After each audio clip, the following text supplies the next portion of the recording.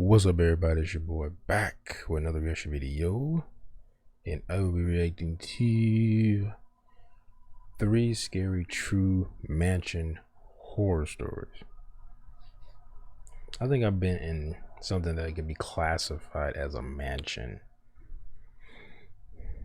twice in my life. I mean, like an actual, like a residence, not like something that's been turned like a mansion, but it's turned into more of like an office type building. I've been in places like that where I was told that it used to be like a mansion there, but it was sold and repurposed, and all the rooms are now like offices now. So and for different companies instead of like a traditional, I guess, type building that was made for offices. But so I've only been in 2 in my life that be classified as mansions. Never had any scary experiences in those 2 times in regular houses, because I'm just a regular God-fearing American. I've had a few instances, more so because I'm assuming that this is something, well, probably these are gonna be like supernatural. More so like my experiences with dealing with humans, somebody like messing with the locks and what they were trying to get in. I was in a friend of mine's house and he got egged while I was in the house with him. What other ones? Someone banged on the window, but a lot of this stuff happened either around Halloween, close to Halloween. So a lot of stuff was just pranks. I've also been in someone's house where someone kept playing like Ding Dong Ditch. And they did it for a disturbingly long time, which was weird. Like it wasn't like they did a couple times that they ran. I've done that. I've done Ding Dong Ditch before. I usually do it once. I think the most I've ever done it was twice at the same house.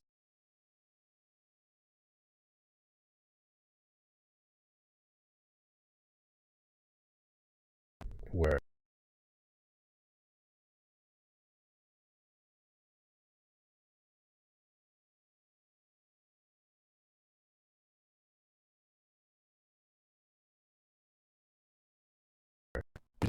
open a regular door and look out to see if anything is happening. I'd probably paused my video. I don't know, my screen froze on my computer, and I normally when that happens it pauses this video. So guess we'll find out in the edit. And then you'll see all this. Well, you won't see this cut off, but whatever was that cut off, the audio's cut off, you won't see. But anyway, let's just get into this. It's like 15 minutes almost, like 14 minutes, 20 seconds.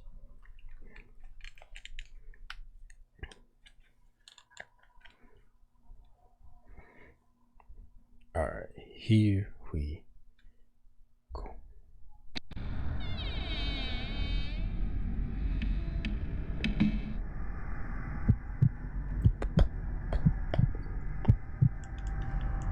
There's this abandoned mansion in Toronto that came up in a group chat among my friends. We saw pictures of it through a mutual friend who had recently gone to explore there. Definitely have been in an abandoned based mansion. on the pictures, and we were intrigued to go check it out.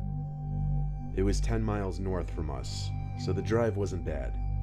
The mansion sat on a big open grass plain, with pine trees and other foliage surrounding the perimeter of the property, acting as a natural fence or just a wall of privacy from the outside. My friends, who I'll call Chad and Brad for this story, followed close behind me as I led the way up the large gravel driveway towards the front of the unfinished house. By the looks of it, construction on the structure had been abandoned when it was near completion. If that's the house, that does look nice. The foundation seemed to be finished. Our mutual friend who found out about the place had told us that he hopped through a back window that was left unlocked, so that's what we looked for. The unlocked window turned out to be in the kitchen, right over the counter, so one at a time we squeezed through the window, crawling onto the counter and then down to the I'm gonna ground. put these things on First because my ears impressions in the start kitchen, sweating and it almost starts itching. minus a few of the cabinet doors sprawled out on the floor as if they had yet to be installed, and just things like sheetrock boards laying around. But everything seemed new, and it was a shame the construction was abandoned. The three of us kind of went our own directions in the house. I went towards the living room, which again was almost pristine. It was a huge room that transitioned into the dining room, and then from there, a wide Yeah, hallway I've with definitely at least never 10 lived different anywhere doors. where you would see My abandoned friends were already checking out some of the rooms in this hallway. mansions. I peeped into each room and realized most of them were bedrooms. At the end of the Especially hall was a not three-door unfinished garage. abandoned The mansions. last door in the hall before the garage was the basement. I called to Brad and Chad that I was checking out the basement. I got an acknowledgement from at least one of them. The basement had this bizarre spiral staircase, so when I got to the bottom, I couldn't even see the door at the top. There were no windows down there, so besides my flashlight, it was pitch black. It was a completely unfinished basement. Pieces of drywall everywhere, unfinished wood foundation where walls should be, but the basement was huge. Like there were multiple sections down there. It was You big enough touching to that fit shit, a basketball court and more. you're gonna get asbestos Then I came poisoning. across this back room with a few storage containers. I was Oh, here to that's explore impossible, after all, not in so a I new curiously house. started lifting the lids off the containers. The first two seemed to contain building tools and supplies I like think wood anything planks. after built, But then I heard something from one of the any other building built containers. after It was like 1980, something I caused want the to container say, to make a bump shouldn't have sound. asbestos, or maybe a little bit earlier than Could it that. be an animal? Or was I just hearing things? I went to the container and noticed the lid was not sealed on this one, as it wasn't sitting perfectly snug on the top. As I bent over to try and lift the Why lid, would you it try to lifted lift the without me lid? touching it, and I heard a whispering noise. I fell backwards on my hands as this happened. And while I was on the ground, I saw I a did not smiling woman looking at me. The only thing lifting the container up was her head. She looked at me, laughed, and said peekaboo, and she laughed some more. What? I ran to the top of the stairs, but the basement door was now locked. I ran to the I top of banged the on it for stairs, my leaving friends to open it a up. stream They of were piss apparently and messing shit with me. behind me. I heard creaks on the spiral staircase below me. I couldn't see her yet, but I could hear her laughing getting closer, and she was mumbling incomprehensible things. I screamed at the top of my lungs to please help me, and Chad finally opened the door. I ran out and looked back for half a second, greeted by this ghostly, skinny figure of this pale woman looking up at me, Oh, almost at the shit. top step. I slammed the door shut and locked it.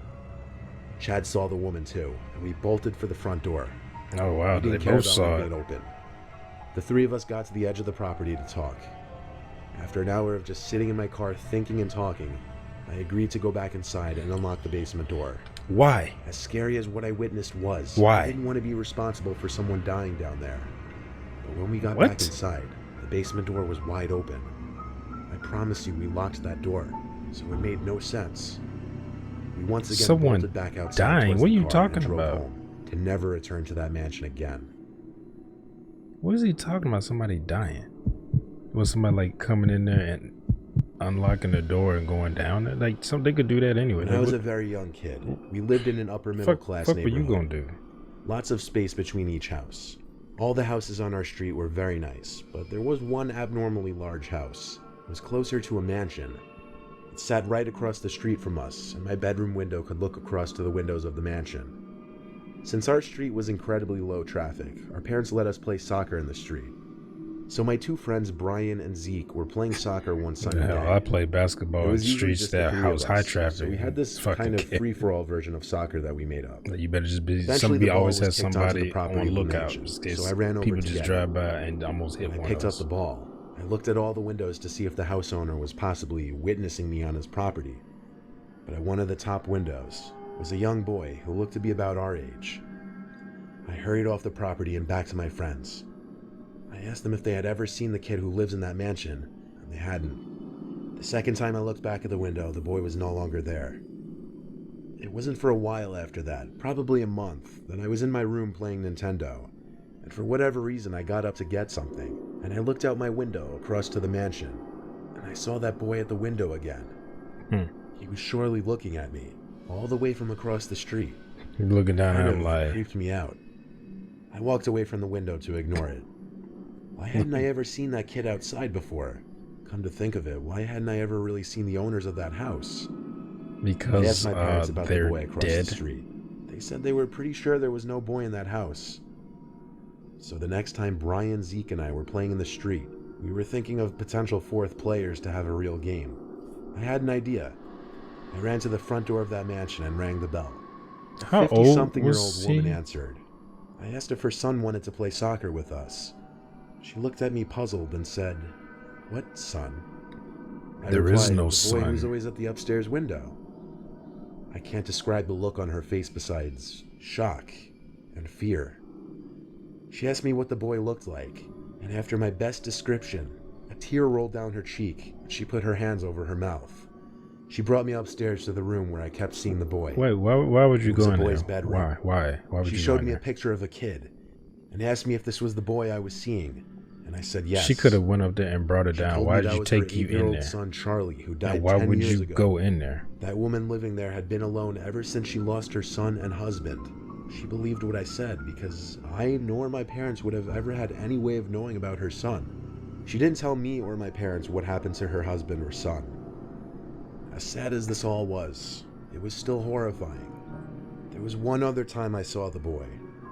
I was in my room, months later, and I He looked was out my under window my to the bed. woman's mansion across the street. There he was again, at the upstairs window. I could tell he was looking at me. I shut my blind with force and tried to forget about it. Oh, now you pissed Still him sends off. shivers up my spine when I think back on it. Yeah, there you go. Proof. Just ghost hunt. Just go there, and now you proven that ghosts exist, and this thing is starting to act stupid. I was once hired to house sit for a friend of a family friend who was going away for a week. In this case, I should call it mansion sit because the family was absolutely loaded, and the mansion sat on the rich side of town in front of a huge lake. I was 21, and it just That's seemed like cool. a cool job to have for a week. The family's one rule was to throw no parties and no more than 2 guests at any time, which even that I thought was generous of them. The father's name was Benjamin, and that's the only name you'll need to know. Ben left me a list of things to keep track of every night, which included feeding the 2 cats and 2 parrots, watering the plants, among other things that really won't contribute to the story. The house was a half hour from home, so instead of just driving there and back every day, I opted to just sleep in one of the guest bedrooms, which they offered to me after all. Well, they First day should. there, I got there very Like, late. you can house sit So it for was us, a short but one don't that got sleep me in our kind house. of warmed up for what Like, to fuck expect you the week then. ahead of Like- me. After doing the insignificant amount of morning chores, I hopped in the pool they had in the backyard.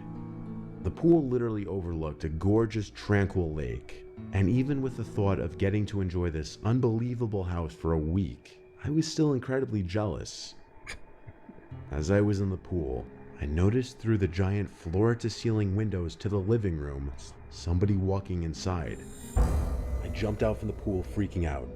I ran to grab the towel and dry myself for a second before storming inside, yelling, "Excuse me." I didn't see anyone in the living room. so I entered Excuse the me, and this kitchen, person just pull and out a there was knife and be fairly like, large Hispanic woman who looked to be excuse about me? 35 to 40.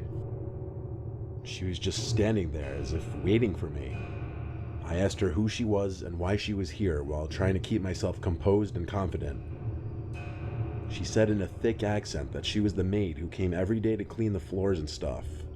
She introduced herself as That Eliza. bitch lying. I instantly felt a sense Eliza. of relief and introduced myself as Mike, And the you guy just- who was house sitting for the week. You just believe it? Did they tell She you a spoke maid in was as little coming? words as possible. I don't think her English was too good, but she Nah. basically said she was going to clean the floors in the kitchen and living room now.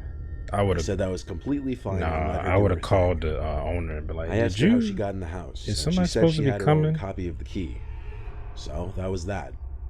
I went back out to the pool for a little longer to let her do her thing. When I got out from the pool, I dried up and took a shower. After my shower, I fed the animals again. The parrots were easier than the cats, surprisingly. I didn't see the maid again, but I didn't really want to get in her way and have awkward small talk with someone who could barely speak English anyway. I had a couple friends over that night because everyone was eager to see the place, but I respected their rules of only 2 guests at a time. I gave them the best tour I could. Then we kinda just chilled in the game room they had, played some air hockey and pool table, and drank a little bit. When I told my friends about the cleaning lady scaring the hell out of me, they both found it insanely suspicious. Like, Yeah. why wouldn't Ben have told me about the cleaning lady? They brought up a good point, so I shot Ben a text, asking Yeah, about the cleaning why? lady. He didn't answer right away, and I didn't want to call him.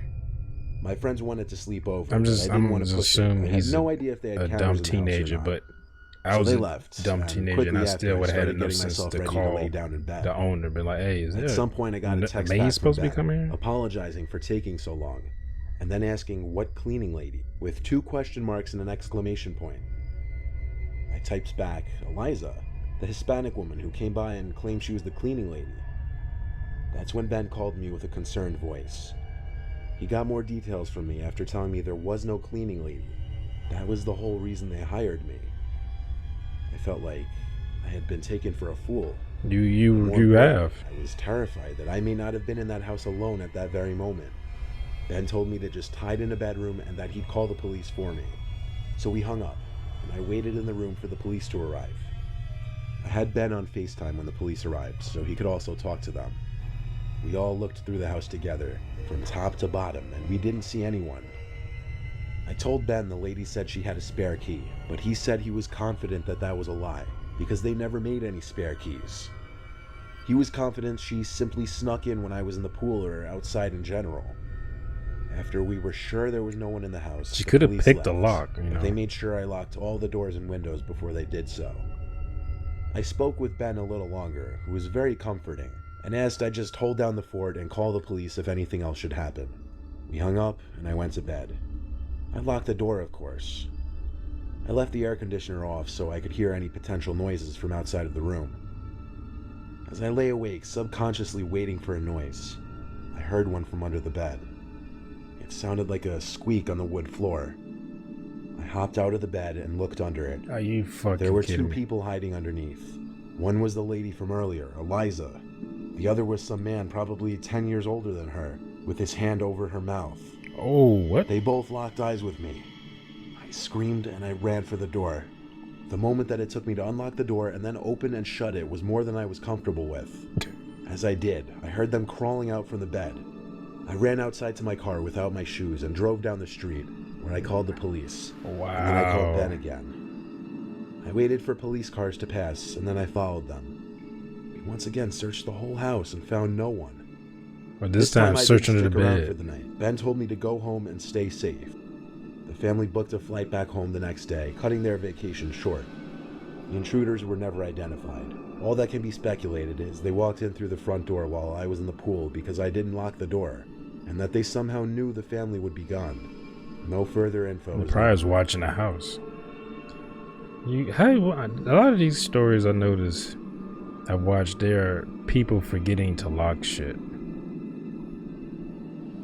You know, which to me is very surprising because I always lock every damn thing.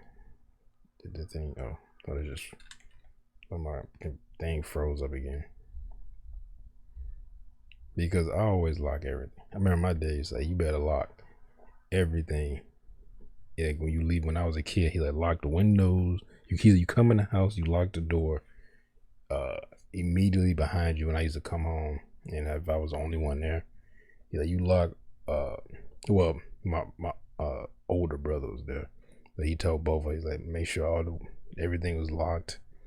If no one's there, come in, lock door right behind you, because because we knew that if we didn't lock something, and somebody came in and took something, whether it was, they just opened the front door and grabbed something real quick, like in the living room or whatever, like, we knew an ass whooping was coming because of my dad. Like, I told you what to do and you didn't listen.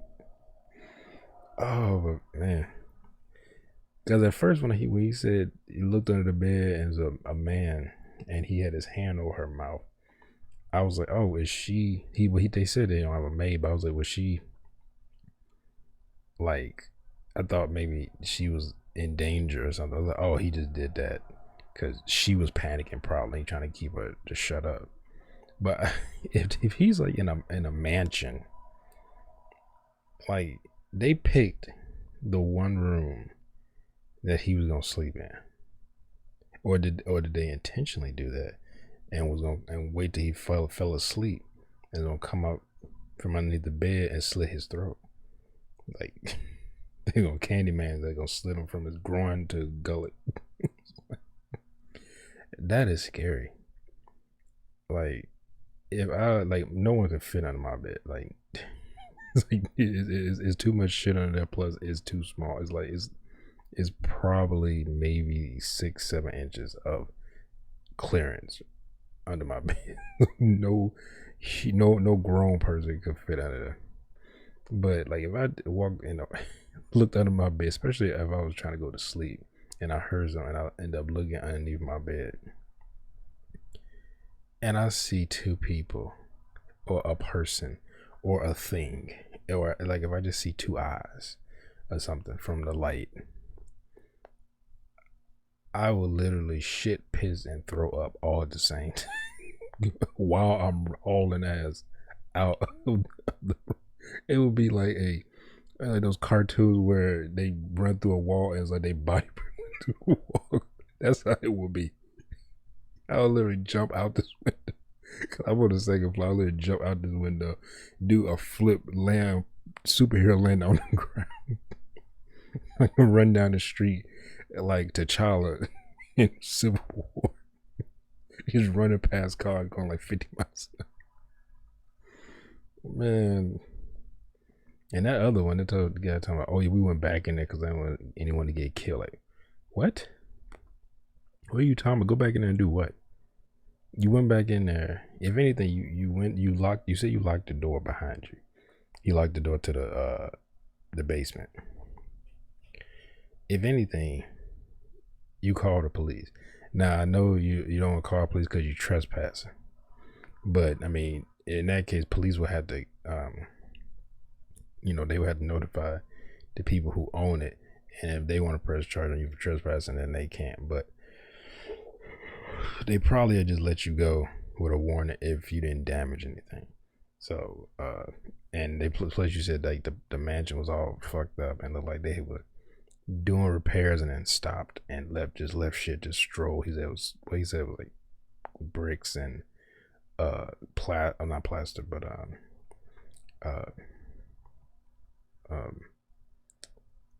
not wallpaper. What am I thinking about? Wow, I can't. Drywall on the floor and stuff. So, they couldn't prove that you really messed anything up anyway. Plus, showing in the picture, unless you was like no holes in the wall and there was some holes in the wall and the owner came back, then yeah. But anyway, I would have just called the police if I was that concerned about somebody going in there and opening the cellar and this woman or entity or whatever is coming out and killing them. Like, I would just call the police because I'm like, what are you gonna do? Like when he said, "I'll go back in," hey, go back in and do what? You think you are the Ghostbusters? Like, what the fuck are you talking about? Go back in there and do what? And then you go back in and the door was open. So he's like, I know for a fact I locked the door to the cellar. So that means somebody unlocked the door, or somebody or something unlocked the door from the other side. So, but I guess unless you can't pick a lock. But you're talking about picking a lock in pitch blackness from the other side. I mean, it can be done. Someone who knows what they're doing, but and then be gone and without being seen. Like, we just assumed it seemed like the story was going into a supernatural thing. Because for one thing, this thing was inside a box with a plastic tub with the lid closed on. Like, what the fuck? Unless this is some homeless woman with a mental disability and she's hiding in there. She heard people come and she just hid in there, But then she started smiling and she laughing and shit. So I don't know, like, what the fuck that was about. But still stupid on his part, talking about he gonna go back. Now he want to be a damn hero, and the heroics that he was talking about doing made absolutely no sense because there's nothing that he could have done. Like, I don't, because he didn't say, the narrator, Mr. Nightmare didn't say like, oh, I was gonna go in there and I restrain her or something like that. Like, because if I would have been the other guy, I'm like, hell no, I ain't going back in. Like, why? It's like, to do what? Man, the mosquitoes. I keep the feeling like, because mosquitoes tore me up today. I was doing yard work and they tore my ass up. And then I accidentally stood in an anthill. So like I had bites all. So I've been trying not to like be sitting here and keep scratching because I feel like they're still on me. Like I'm a damn crackhead scratching and shit. They fucked up my legs though. Oh man. But anyway, yeah. And that the story with the boy, like I don't know why. If that would have been me, and I was like, "Hey, can your son come out to play?" And she like, I have no son. My son's dead. Like, I'm sure. I hope she wouldn't be say talk like that to a kid. Like my son's dead. I have no son. But I'm like, yeah, I'm not going in your house upstairs. Like you can, it's a picture. You can bring it down to me and show me if you want me to identify who I said I saw in your window, in your upstairs window. Like I don't need to come in your house. It's like, maybe because even when I was a kid, I was, I guess you could say cautious, but it was more about like I didn't want to go anybody's house. I didn't want my dad to see me go in someone's house and be like, "What are you doing?" Especially if he don't know them, because I'm getting the ass whooping, like for sure. Like I remember when my dad whooped my ass because he had a falling out with a friend of mine's dad, which used to be his friend, but they fell out and got in a fight. And and he told me, he said, "Don't go in the apartment no more." And I said, "Well, can I go in the building?" Because I still have friends who lived in the apartment building because we all lived in the same apartment complex. And he was like, "Yeah." So one day I went in the building, and there's multiple apartments inside of the building, obviously. And I happened to be with my friend whose father got an altercation with my dad. And he was like, "Hey, you can," because he was, I need to go in and take his medication because I think he was on like Ritalin or something like that. Because I think he had an ADHD. And I went, I just went up, I went like halfway up the stairs. And he was there at the stairs. He was at his father's stairs. So he said, "Yeah, you come in, you want." And I was like, I remember verbatim, I was like, "No, I don't think that's a good idea." And my friend was taking too long, so I went back outside. I walked around for maybe a minute, and all of a sudden I was like, I heard, "Hey!" And I looked up to my apartment, and my dad was standing in the bedroom window. He was just like I was like, and I'm like, I didn't know. Like I was like, okay, like why is? And I just went upstairs. My dad, it was like, you go to the apartment. I was like, no, I was just in the building. Like you said, I go in the building. And my dad walked past me, and all of a sudden, boom! Like he punched me in the back of my head, and all of a sudden, it just felt like all the blood just rushed to the front of my head, and I just like fell down like one knee, and I was like holding my front of my head. And I did grab me and took me in the bedroom, threw my ass up against the window, like the bottom of the wall, underneath the window. And he beat my ass there. And I remember they could hear me crying and screaming because the window was open. And then he's like, "Go back down." And I get it, and I go back outside because I didn't even want to go outside now. I went outside. My friends heard. They were like, "Man, we heard it." They like, "Yo," one of my friends, he's like, "Your dad is crazy."